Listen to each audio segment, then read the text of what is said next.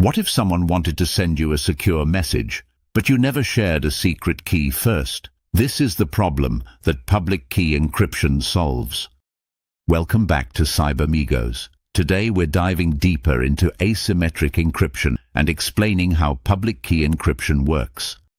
Public key encryption uses two different keys, a public key and a private key.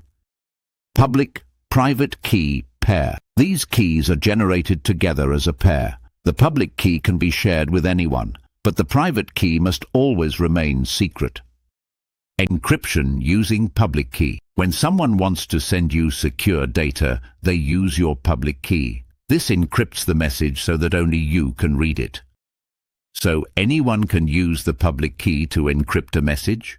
Exactly, but only the private key can decrypt it. Decryption.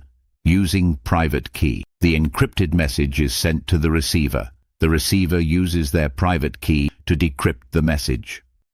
Why public key encryption matters? Public key encryption allows secure communication without sharing a secret key first. This is how secure connections like HTTPS begin. Key takeaway. Public key encryption uses two keys. The public key encrypts data. The private key decrypts it.